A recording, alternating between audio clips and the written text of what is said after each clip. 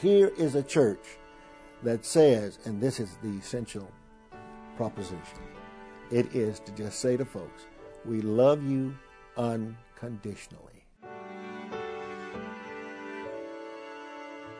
We have for 43 years been organizing and bringing together in all sorts of directions the beloved community of humanity, people who are facing things that are destructive, things that will put them down, will make them not think or feel or understand themselves. When I walked through the doors, all of a sudden I realized that this church was located in what is called the Tenderloin. And the Tenderloin is that area that has more poor people, more people who are on the edge of society, more people who are in great need, more people who really are trying to find something that would lift them up. And all of a sudden it dawned on me that really what was here was the fact that this was a church that needed people who could respond to the ills of society, and especially those things that they were going through.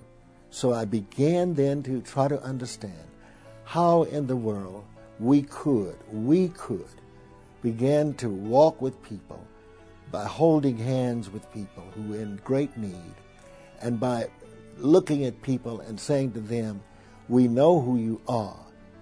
Let us walk with you and talk with you and find out what you really would like to happen with you.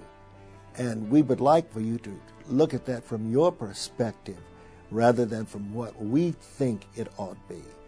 Really, it ought to be what you are going through. And so we began to find our way with people, large numbers of people out on the street, large numbers of people who stayed up all night long in the Tenderloin, large numbers of people who were alcoholics and drug addicts, and large number of people who were trying to at least find their way, but of course never felt like they had the resources to, in fact, get things done.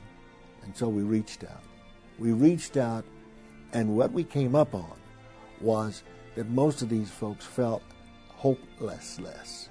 Most of these folks felt that they had an endless journey that would never bring them any relief or any recovery.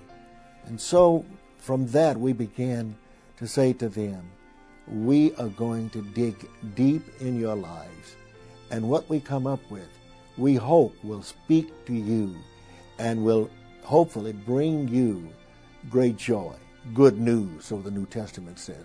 We're going to bring you good news. And our good news was the fact that they can be loved.